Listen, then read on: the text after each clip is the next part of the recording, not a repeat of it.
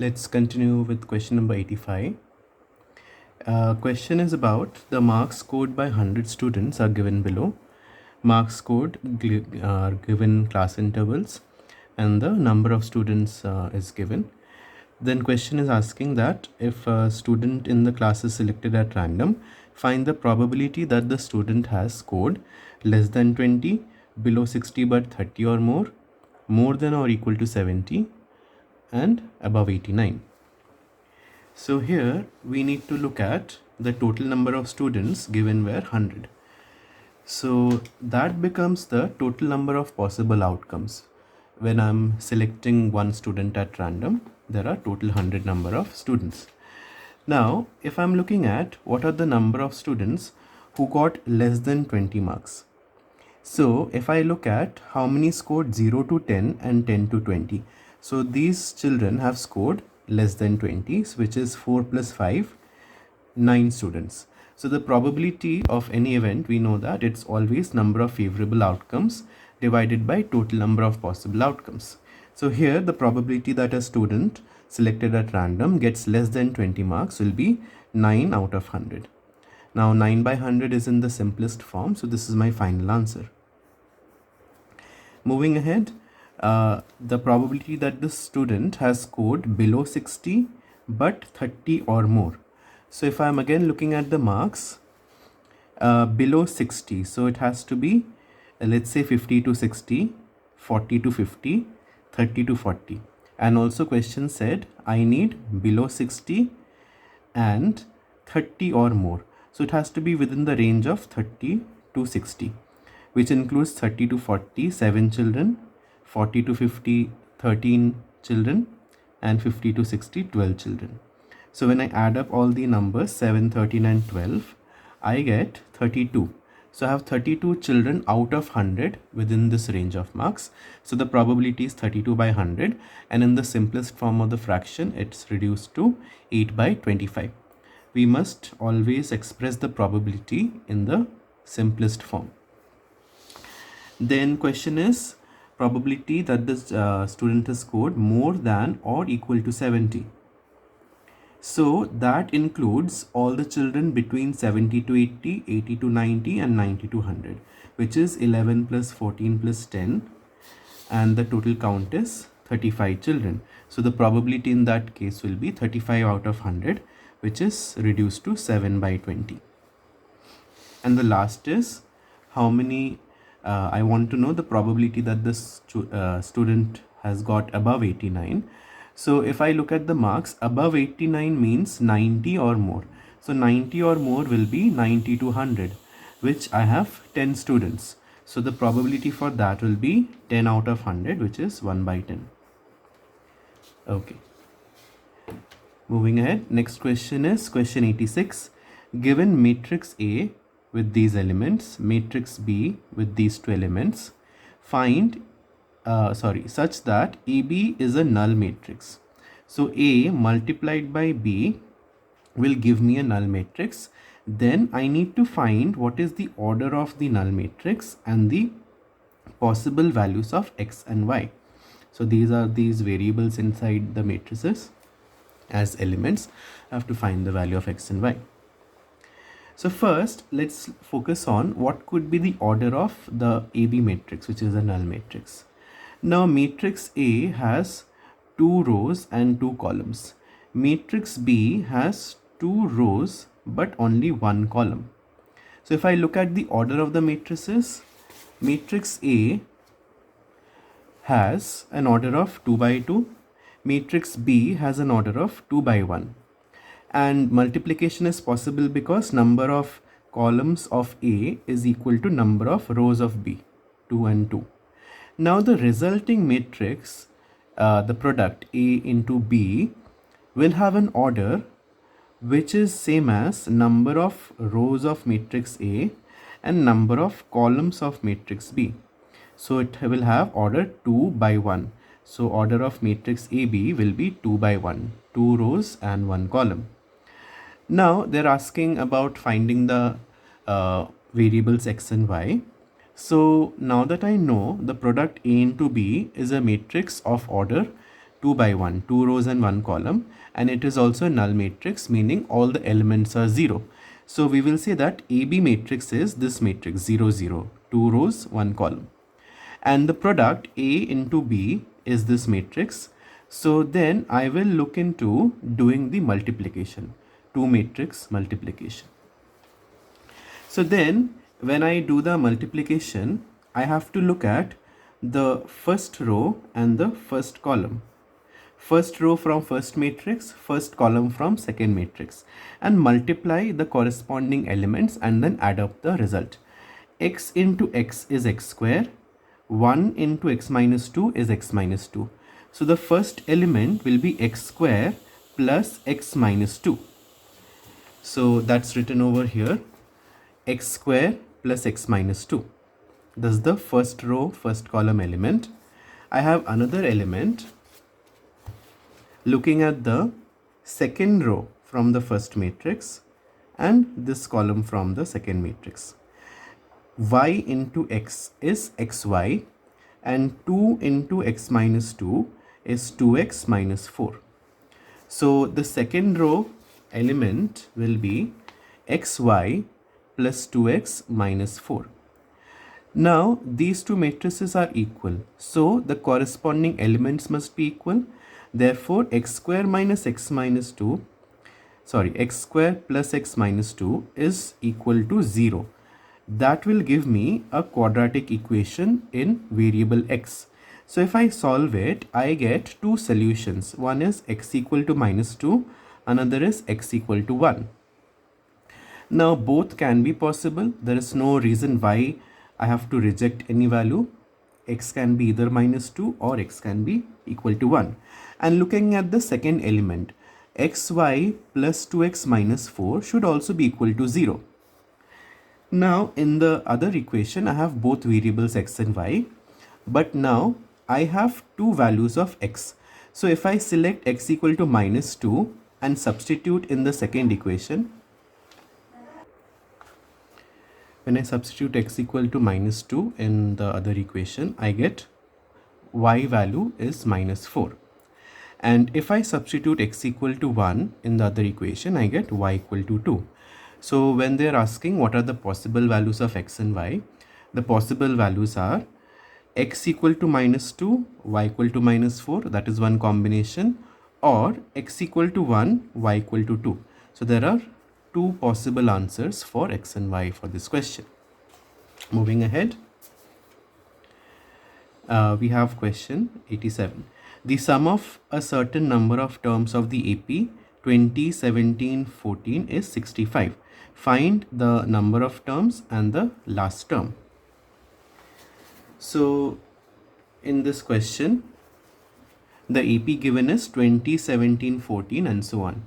So from this, I will identify what is my first term. First term is 20, a equal to 20. And the difference between the terms, 17 minus 20 is minus 3. 14 minus 17 is minus 3. So common difference is minus 3. And they also said that the sum of n terms of the AP is 65. So Sn is 65. I don't know what are the number of terms, so let it be n. And then I will use the formula for sum of n terms of an AP, which is n by 2 into 2a plus n minus 1 into d. And then if I simplify that further, I will get an equation with variable n. So continuing to simplify the equation further, we will actually get a quadratic equation in n. And the standard form will be something like 3n square minus 43n plus 130 equal to 0. You can again either use the quadratic formula or factorize it. So if you want to factorize it, the product of numbers should be 3 into 130, which is 390. And then that has to be split so that the sum should be minus 43. If product is positive, sum is negative, I need two negative numbers. And if I do trial and error, I will get minus 30 and minus 13. So the product will be 390, positive 390, and the sum is negative 43. Then if I factorize and simplify further, I will get 2 roots of n, two solutions for a variable n. One is 10 and another is 13 by 3. Now n represented number of terms which can only be a natural number. I can only have number of terms as 1, 2, 3, 4 and so on. I cannot have 13 by 3 number of terms. So therefore I will only select n equal to 10. So I have 10 terms in this AP. And then they were asking what is the last term of the AP. Since there are 10 terms, the last term is the 10th term itself. Using the nth term formula, A10 will be A plus 9D, n minus 1 into D. And then if I substitute the values, the last term, 10th term is minus 7. Moving ahead to the next question. This is from reflection. First, point P 2 comma minus 3 on reflection becomes P dash 2 comma 3. Name the line of reflection, say L1. So this has 4 parts. I will solve it part by part. This question does not specify to use a graph. So it can also be solved by drawing just a rough graph to get an idea where are the points and what are the lines in the question. Otherwise, for explanation, I have drawn a graph.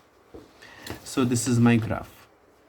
I'm drawing my x and y axis, and then first I have plotted point P, which is having coordinates 2 comma minus 3, and then the other point P dash is 2 comma 3.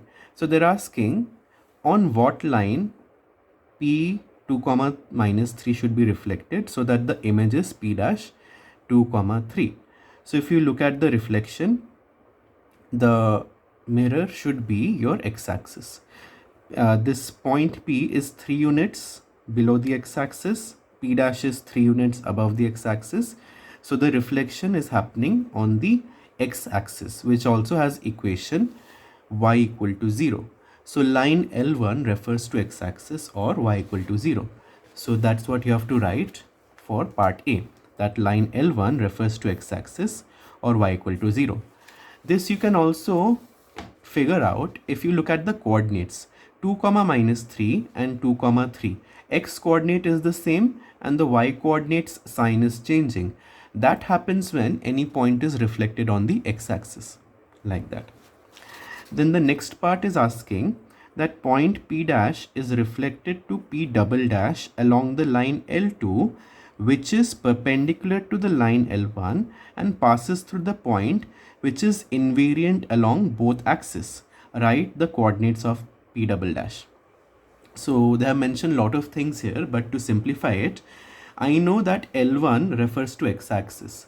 Now you have to think about a line L2 which is perpendicular to x-axis and it passes through a point which is invariant along both x and y axis.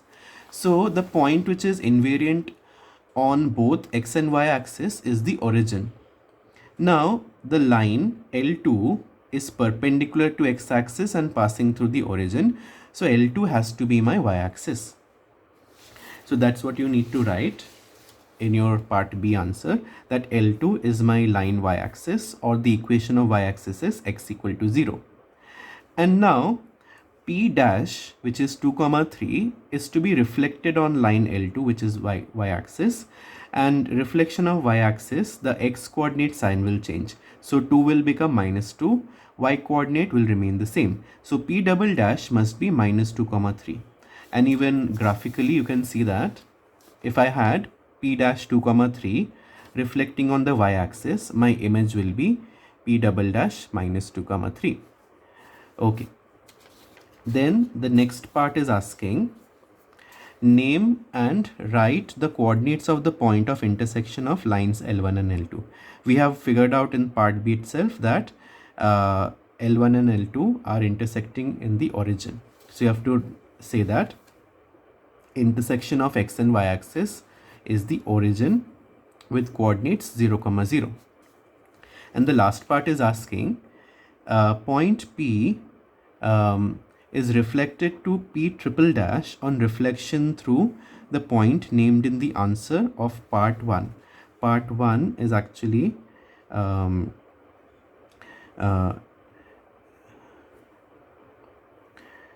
part C, because part C, they were asking the coordinates of point of intersection of L1 and L2, which is origin. And they're asking P is reflected to P triple dash on reflection through the origin, which is the point named in the previous subpart of the question. Then write the coordinates of P triple dash and comment on the location of points P double dash and P triple dash.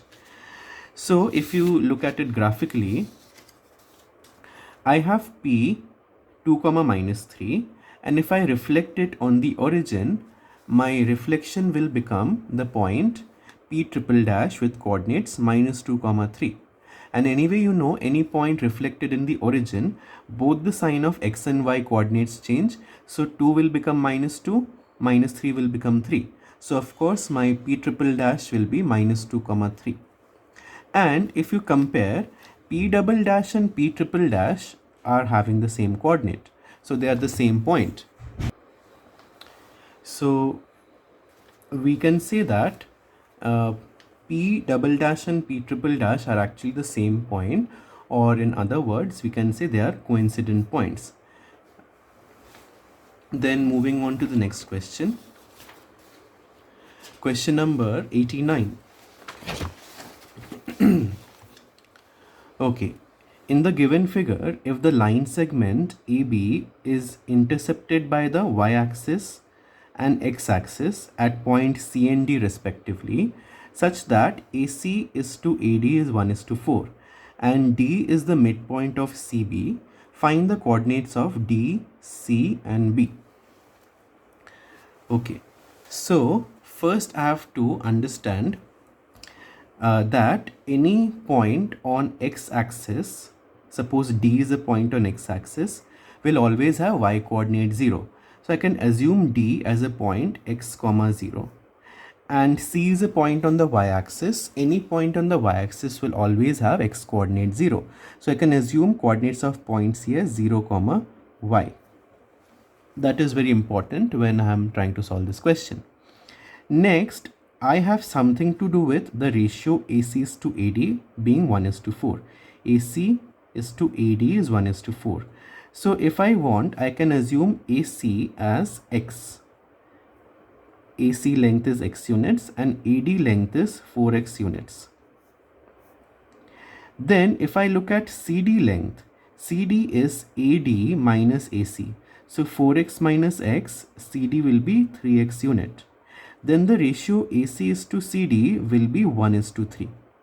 And that will help me apply section formula and then try to find out the coordinates of point C. X coordinate is already known as 0 and the y coordinate will also be known then. So that's where I can start the question. I will say that the ratio of division AC is to CD is 1:3. Then if I apply section formula for point C, x coordinate of point C will be 1 multiplied by x, which is 1x or x, plus 3 into minus 2, which is minus 6. So x minus 6 by 1 plus 3 is equal to the x coordinate of C, which is 0. And if I simplify that further, I get x equal to 6.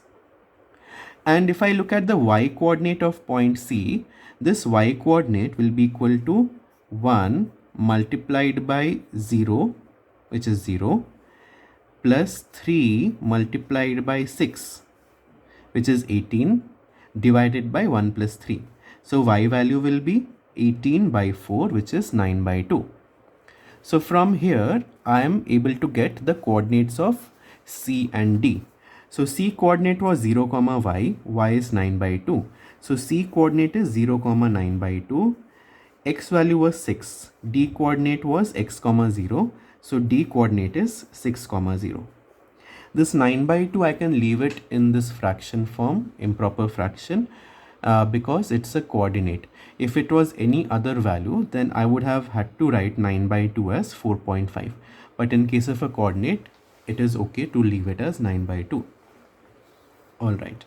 Then looking at the other set of points, I still need to find coordinates of point B. Now it is given that D is the midpoint of CB. So D is the midpoint of CB. Now C coordinates are known to me, D coordinates are also known to me. B is unknown and D is midpoint of CB. So I can apply midpoint formula in this situation. So if I do that, a rough figure always helps. CB is the line segment, D is the midpoint. So if I apply midpoint formula, x coordinate of point D, which is 6, has to be equal to the average of x coordinates of the endpoints. So 0 plus p by 2. 0 plus p by 2 equal to 6. So p value is 12. And then looking at the y coordinate of point D, which is 0. So this 0 will be equal to average of y coordinates of the endpoints. So 9 by 2 plus q by 2. If I simplify that further, q will be equal to minus 9 by 2. So p and q values were the x and y coordinates of point B. Therefore, point B is 12, minus 9 by 2.